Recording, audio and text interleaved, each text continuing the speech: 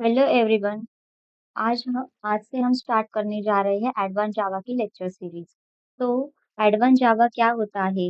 Advance जावा के बारे में डिटेल्स में डिस्कस करेंगे। जावा एक पावरफुल प्रोग्रामिंग लैंग्वेज है जो कोर जावा और एडवांस जावा में डिवाइड होती है। आज हम एडवांस जावा के फीचर्स, टेक्नोलॉजीज और एप्लीकेशंस एक्सप्लोर करेंगे। तो चलिए जानते हैं एडवांस जावा क्या होता है। तो एडवांस जावा क्या है? Advance Java refers to specialized concept beyond core Java. मतलब कि ये क्या है कि हमें कोर जावा के ऊपर ही एक स्पेशलाइज्ड कंसेप्ट यहाँ पर हम यूज कर रहे हैं, mainly focusing on building the web based enterprise level and distributed applications. It primarily includes JEE मतलब कि जावा एंटरप्राइज एडिशन टेक्नोलॉजीज। मतलब कि जावा एडवांस जावा कोर जावा से एक स्टेप आगे है, जिसमें हम enterprise level applications, web applications और डिस्ट्रीब्यूटेड सिस्टम्स डेवलप कर सकते हैं। इसका मेन फोकस है जावा एंटरप्राइज एडिशन टेक्नोलॉजीज पर होता है। तो नेक्स्ट है हमारे कुछ फीचर्स होते हैं एडवांस जावा के। तो इंडिपेंडेंस, प्लेटफॉर्म इंडिपेंडेंस मतलब क्या कि एक बार कोड हम यहाँ पर लिखेंगे तो वो हम किसी भी लैंग्वेज, किसी भी ओएस में परफॉर्म कर सकते हैं, रन कर सकते हैं। तो एक फॉर एग्जांपल्स कि हमने यहाँ पर लिखा है पब्लिक क्लास हेलो वर्ल्ड, मतलब कि एक प्रोग्राम लिया है, एक क्लास लिया है, उसमें मेन फंक्शन लिया है और system dot out dot println के हेल्प से हम यहाँ पर हेलो जावा का यहाँ पर एक छोटा सा प्रोग्राम बनाया है। तो ये प्रोग्राम हम विंडोज में, लिनक्स में या फिर मैक, किसी भी सिस्टम पर रन कर सकते हैं। तो ये हो जाता है हमारा प्लेटफॉर्म इंडिपेंडेंस।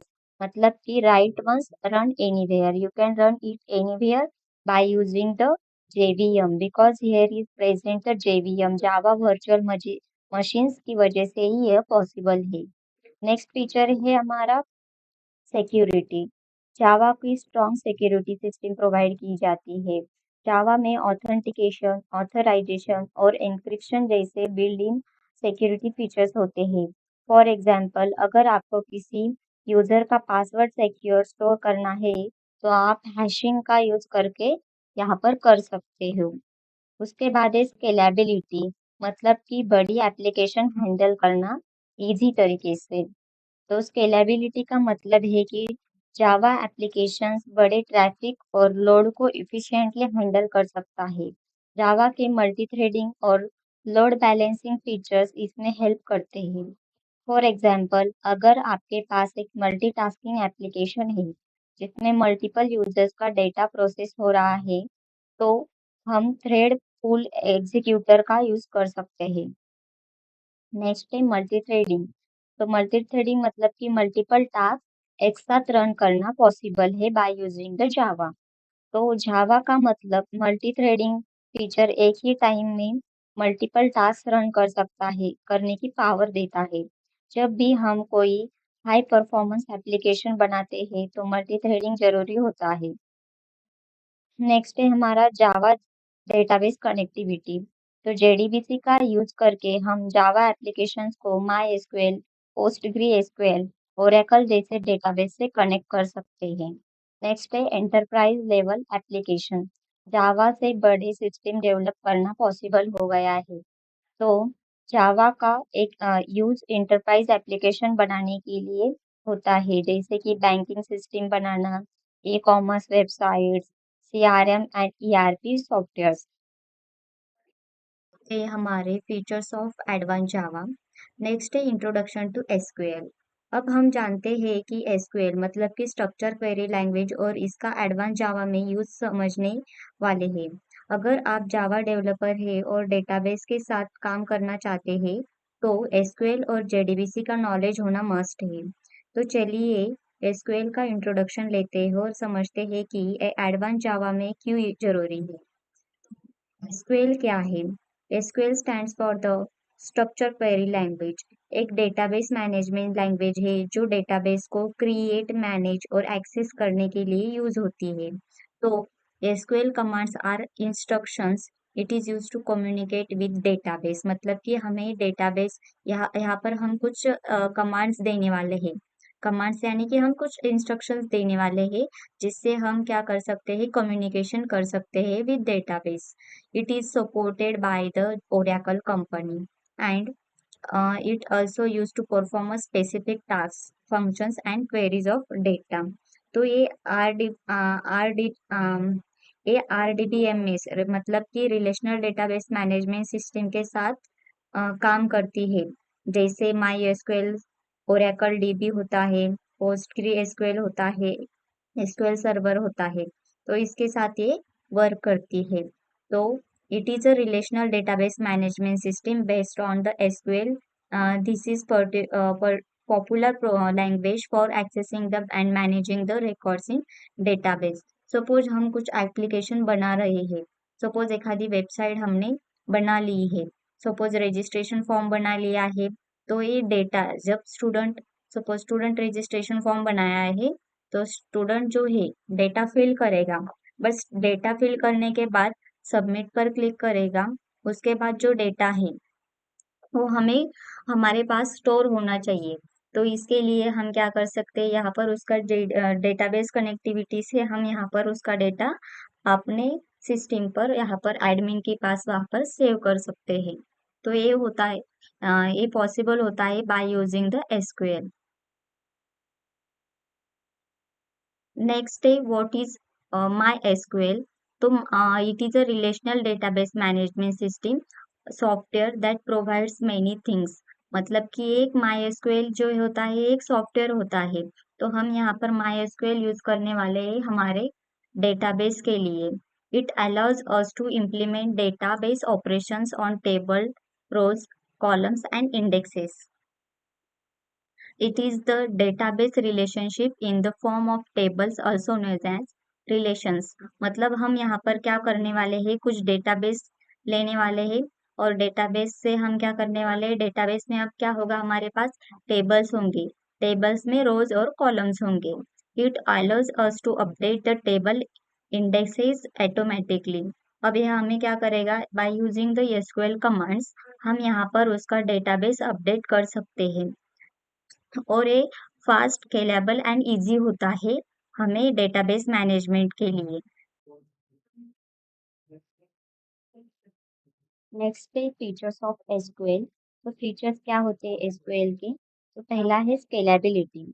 मतलब कि एसक्यूएल डेटाबेस हाईली स्केलेबल होता है, जिसका मतलब है कि ये छोटी एप्लीकेशन से लेकर लार्ज एंटरप्राइज सिस्टम तक हैंडल कर सकता है. फॉर एग्जांपल, अगर एक ई कॉमर्स वेबसाइट का डेटाबेस इनिशियली सिर्फ 100 कस्टमर का डेटा स्टोर करता है, लेकिन टाइम के साथ यूजर्स इंक्रीज होते हैं, तो एसक्यूएल डेटाबेस इजीली स्केल हो सकता है और लाखों यूजर्स का डेटा इफिशिएंटली मैनेज कर सकता है.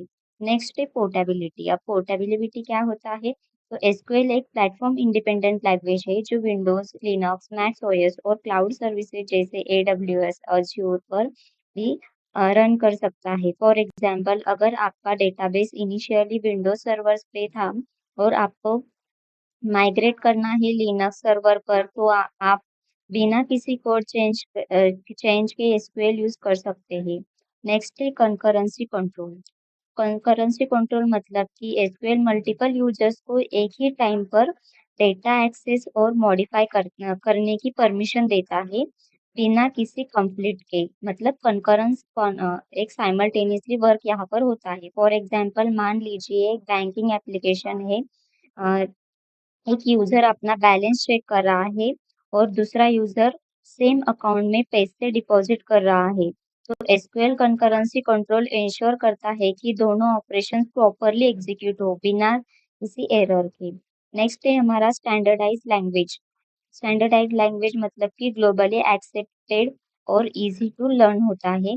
तो एसक्यूएल एक स्टैंडर्डाइज लैंग्वेज है जो ANSI मतलब अमेरिकन नेशनल स्टैंडर्ड्स इंस्टीट्यूट और ISO International Organization for Standardization द्वारा अप्रूव की गई है. फॉर एग्जांपल, अगर आप एसक्यूएल सीख लेते हैं तो आप किसी भी RDB में जैसे MySQL, PostgreSQL, एसक्यूएल सर्वर या ओरेकल के साथ काम कर सकते हैं, क्योंकि बेसिक एसक्यूएल सिंटैक्स सब जगह सेम होते हैं. नेक्स्ट है व्यू एंड इंडेक्सिंग मतलब कि डेटा एक्सेस और सर्च को ऑप्टिमाइज करना।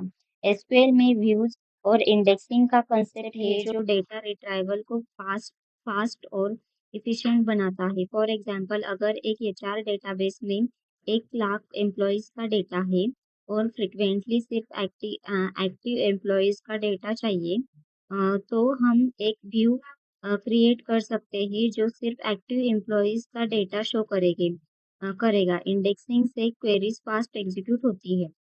नेक्स्ट होता है स्टोर प्रोसीजर्स एंड फंक्शंस मतलब रीयूजेबल कोड ब्लॉक्स। एसक्यूएल में हम स्टोर प्रोसीजर्स और फंक्शंस क्रिएट कर सकते हैं जो रिपीटेडली यूज किया जा सकता है बिना बार बार क्वेरी लिखने के। फॉर एग्जाम्पल, अगर एक कंपनी में हमें हर महीने सैलरी कैलकुलेट करनी होती है, तो एक स्टोर्ड प्रोसीजर लिख सकते हैं जो हर बार एग्जीक्यूट करके सैलरी कैलकुलेशन ऑटोमेटिकली कर देगा।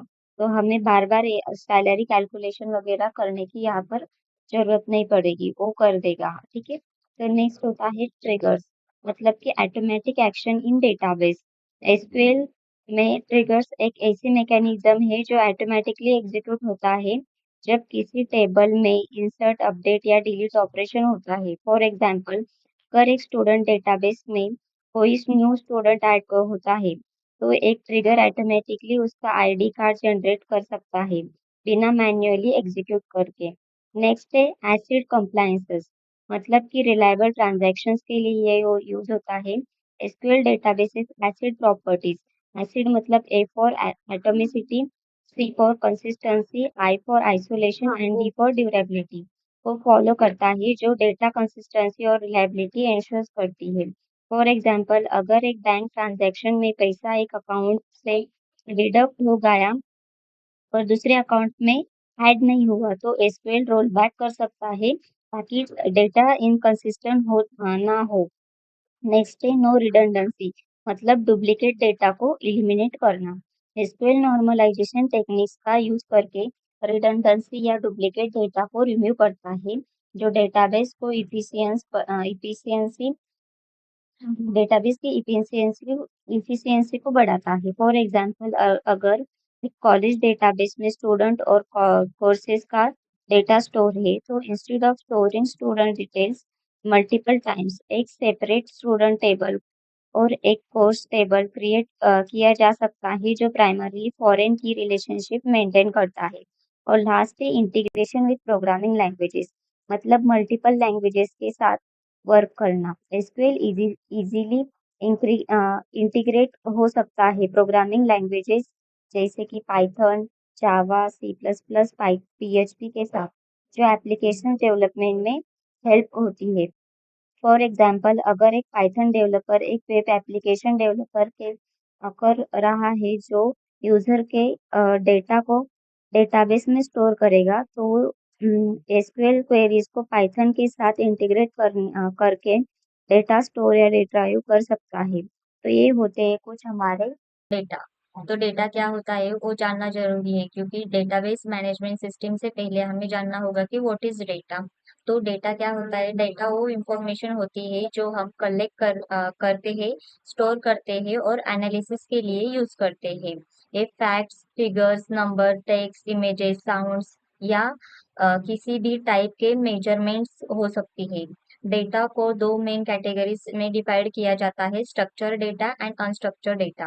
और स्ट्रक्चर डेटा क्या होता है? ये डेटा ऑर्गेनाइज होता है और इजीली सर्चेबल होता है, जैसे कि डेटाबेसेस या स्प्रेडशीट्स में स्टोर होता है। नेक्स्ट दूसरा टाइप होता है unstructured data.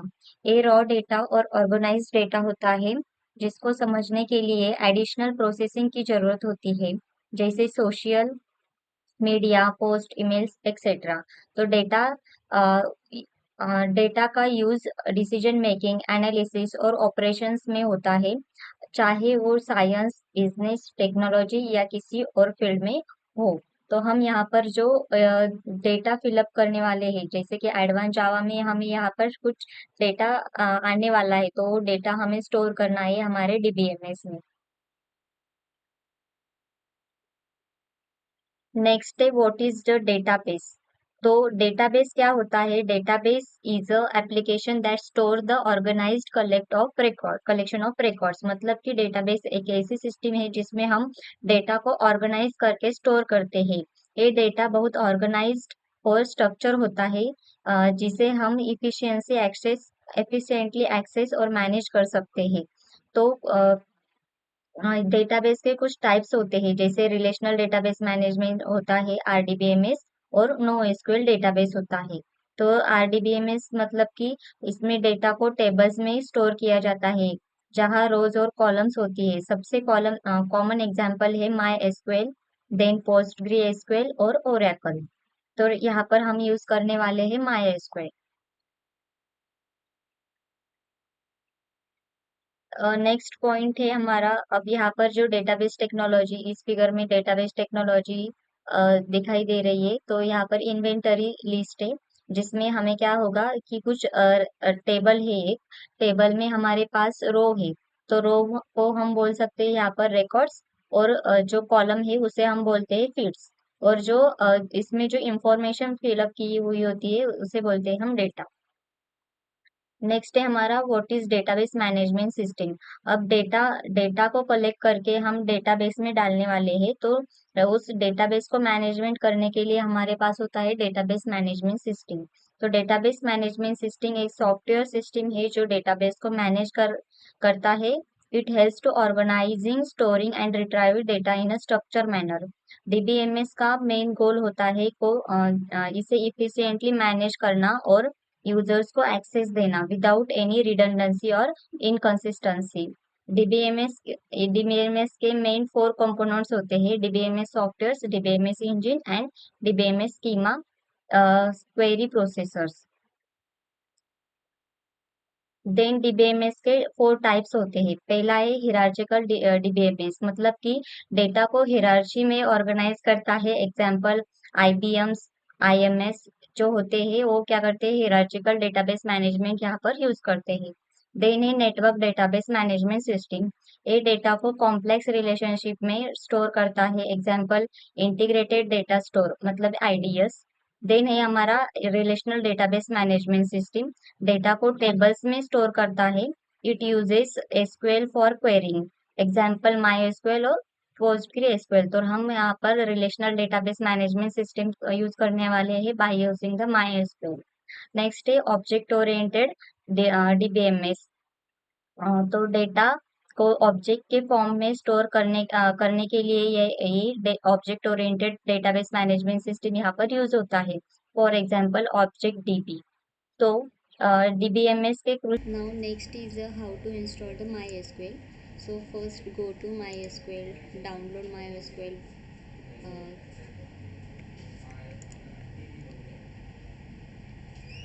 Next process is how to install the MySQL. For installing MySQL, on search bar put the MySQL download. Then you can go the mysql.com website. After select the MySQL Community GPL download. Then select the MySQL installer for Windows. After that select the version and select the operating system. So it has already selected MySQL Windows. Then after that install the for downloading, click on download. Then click on no thanks, just start my download. Then it is downloaded, double click on that link. It will preparing to install.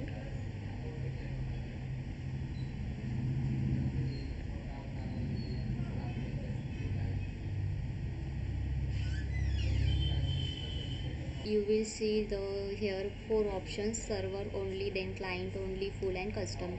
Choice from them custom.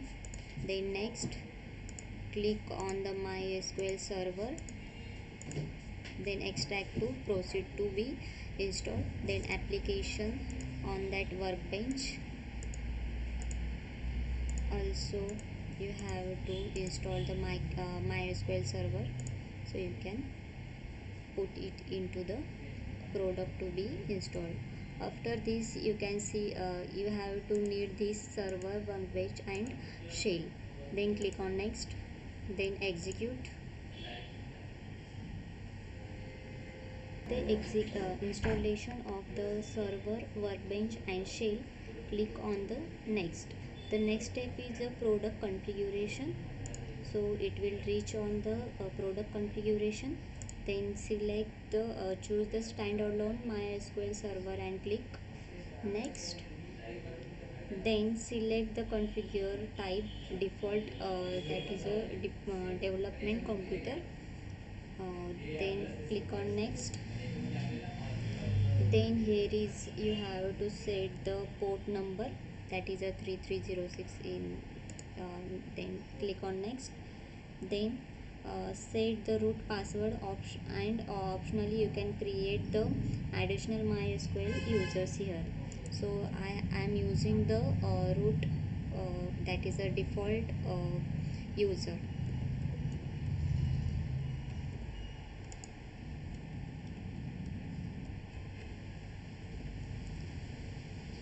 Then click on next. Configure the MySQL as Windows service by default setting, and then we can click on next. Then click on execute to apply. Execute to apply.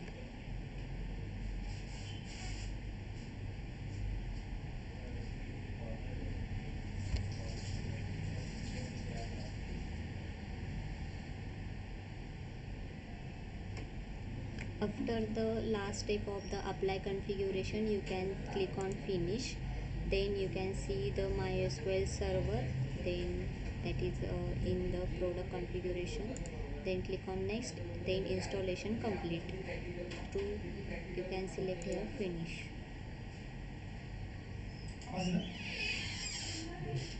So this was the all steps of the installation, download and install of the MySQL workbench.